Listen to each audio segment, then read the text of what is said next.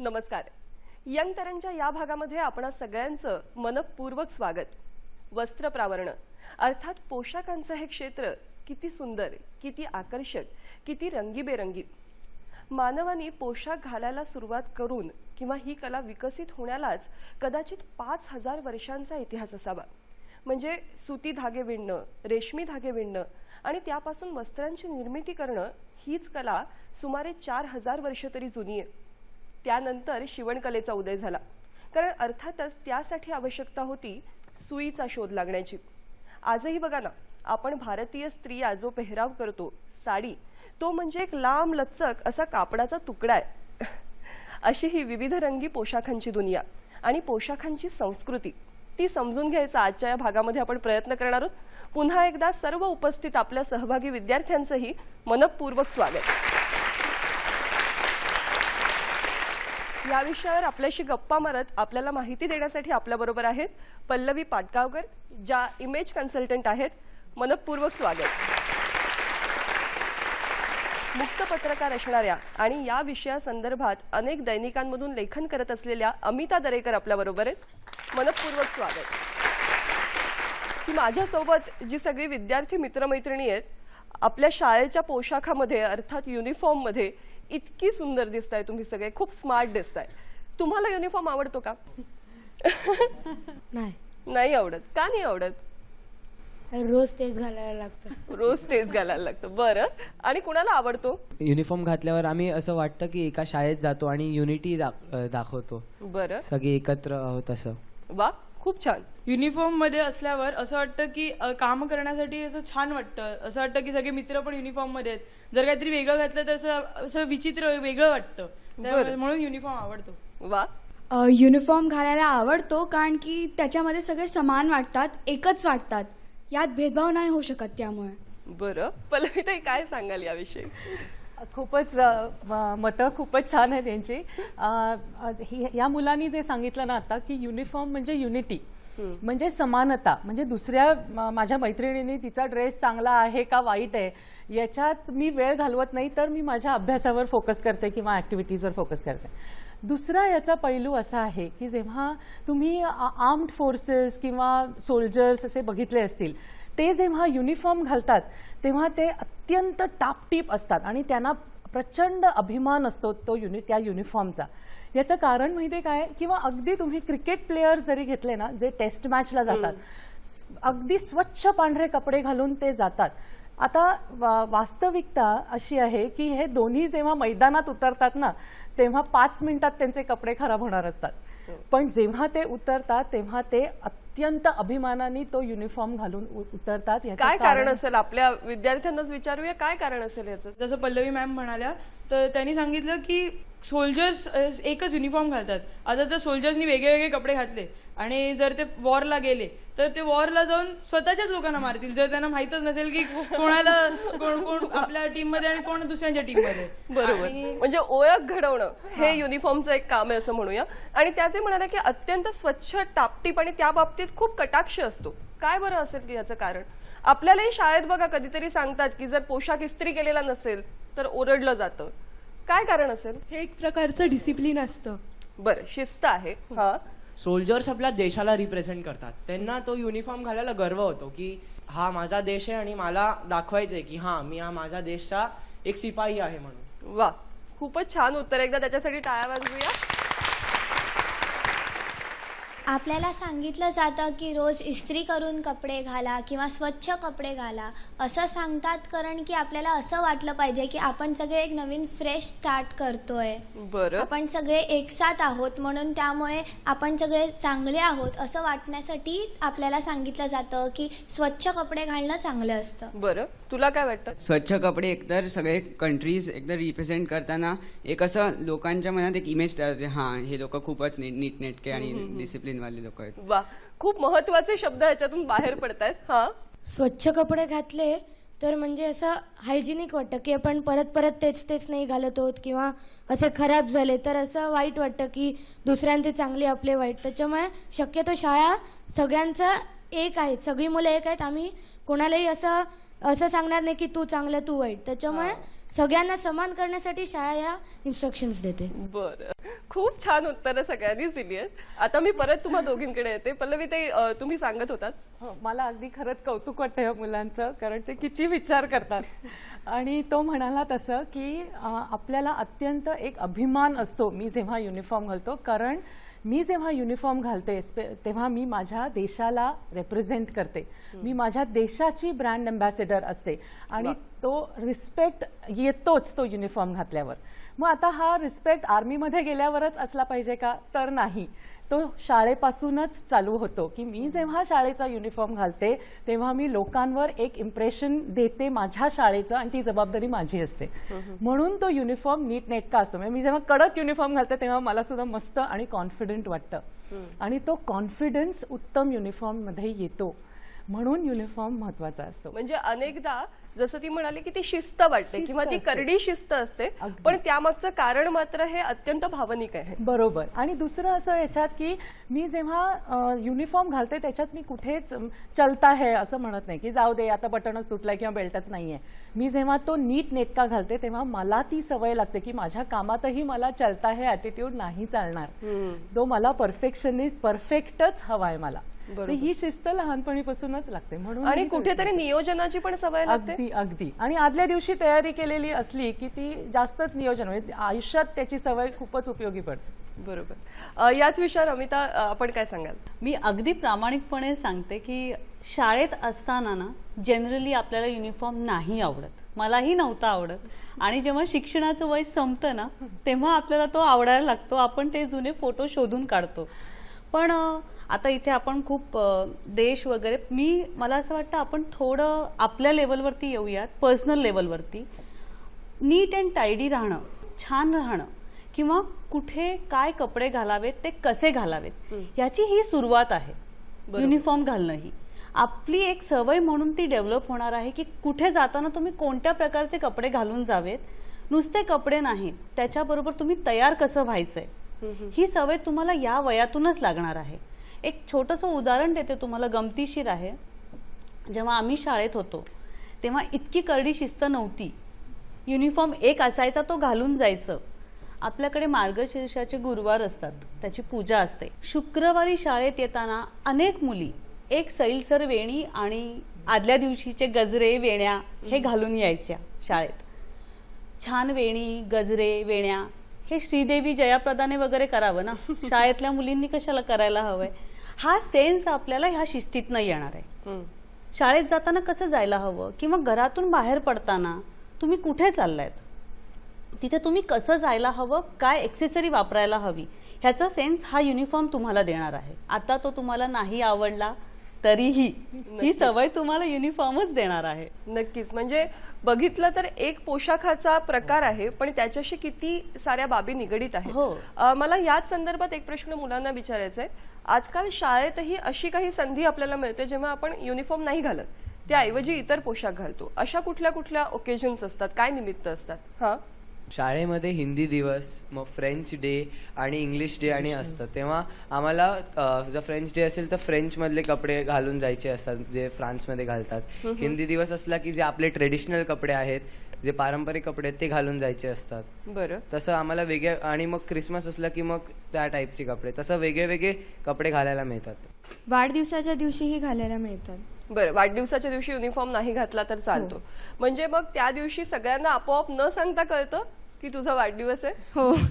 बऱ्याच वेळेला मुलांना म्हणजे असं कारणं देता येतात, म्हणजे तोच परत परत परत घालायच्या ऐवजी कधी असे कारणं देतात, धुवायला गेलाय, कधी काय म्हणजे खराब झाला, कधी म्हणजे अशी हजारो कारणं अशी टाळमटाळ करून पण युनिफॉर्म न घालता इतर कपडे घालून तुम्ही जात. बर, आता जी मुलांनी सांगितलं की अमुक एखादा दिवस किंवा अमुक एखादा उत्सव साजरा करायचा आहे तर त्या उत्सवाला साजेसे कपडे, तर ही जी पोशाख संस्कृती आहे याविषयी तुम्हाला दोघींकडून ऐकायला आवडेल. असं खरं तर असायला हवंच, म्हणजे त्या युनिफॉर्म मधून एक ब्रेक हा असायला हवाच. कारण आता या वयातली मुलं मोठी होत आहेत, अजून काही वर्षानंतर पूर्णपणे रोज उठून काय घालायचं आहे हे त्यांना ठरवायचंय. तर त्याची सवय, आज कोणता डे आहे तर त्यासाठी मी कसं तयार झालं पाहिजे, काय घातलं पाहिजे हे त्यांना कळू शकतं. ही म्हणजे हा प्रॅक्टिस सेशन म्हणू शकतो आपण. बरोबर. आणि ती असायलाच हवी. त्याच्यातून या प्रत्येकाला ना इंडिव्हिज्युअल कळणार आहे की आपल्याला काय छान दिसतं, आपण कसे तयार झालो तर आपण जास्त प्रेझेंटेबल राहू. बरोबर. आणि हे सगळं करून तुम्हाला शाळेत जायचंय, त्या दिवशीचा अभ्यास करायचा आहे.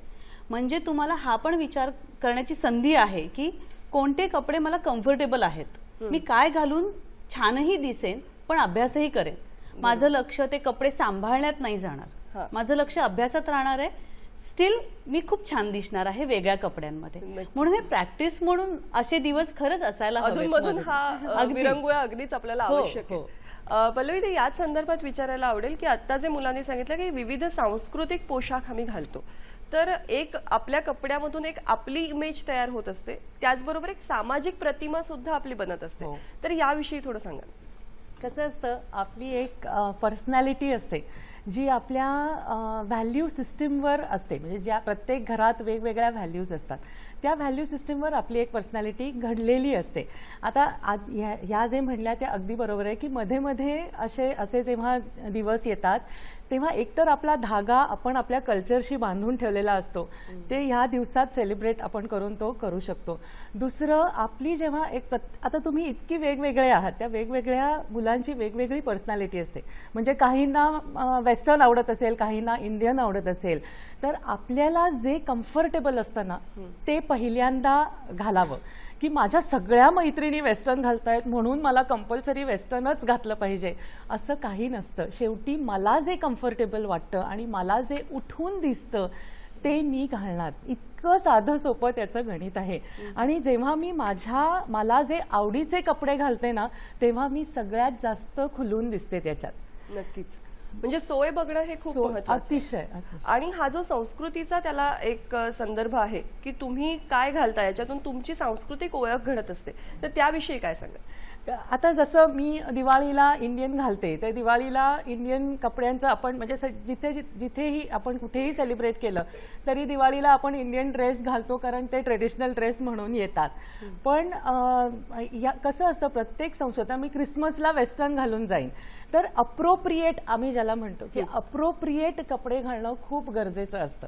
आणि अप्रोप्रिएट घातले ना की त्या वेळेला कसा आपण पोशाख निवडावा याची सवयही आत्तापासूनच लागते. की मी क्रिसमसला घालणार वेस्टर्न, मग मी जॅकेट घालीन, सूट घालीन, टाय घालीन किंवा गाऊन घालीन.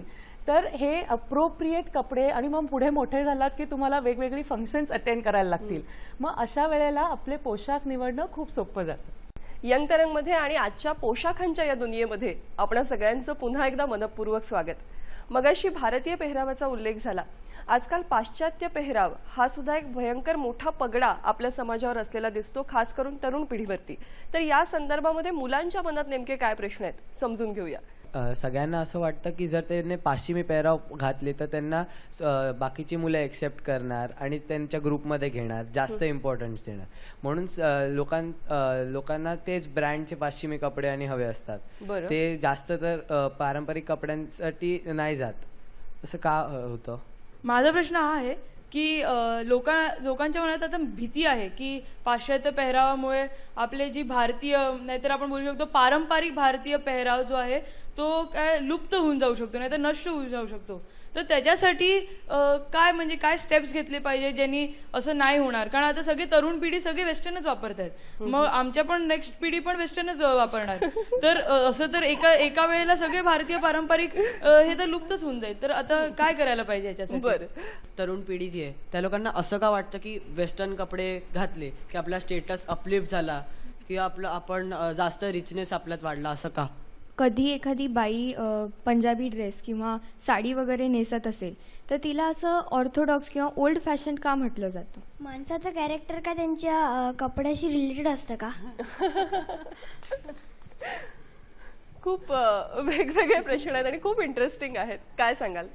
खरं सांगायचं तर मी तुमचे प्रश्न बरोबर आहेत, पण मुलांच्या म्हणजे मुलग्यांच्या बाबतीत मला हा प्रश्न थोडा गैरलागूच वाटतो. तुम्ही भारतीय म्हणजे तुम्ही काय घालू शकाल? कळलं ना? म्हणजे आता असं आहे की आपण सोय म्हणून सुद्धा मुंबई पुण्यासारख्या शहरात राहताना ना आपण आपला रोजचा प्रवास, आपली कामं यानुसार ते सोयीनुसार ते कपडे आपण अंगीकारलेले आहे, ही सवय म्हणून. मुलं, तुम्ही भारतीय पोशाख म्हणून तुम्ही काय घालू शकाल? तुमच्या मुलींमध्ये हा प्रश्न बरोबर आहे. मुलींना खूप ऑप्शन्स असतात वेगवेगळ्या कपड्यांचे. मुलग्यांना तसे ऑप्शन्स कधीच नव्हते खरं सांगायचं तर.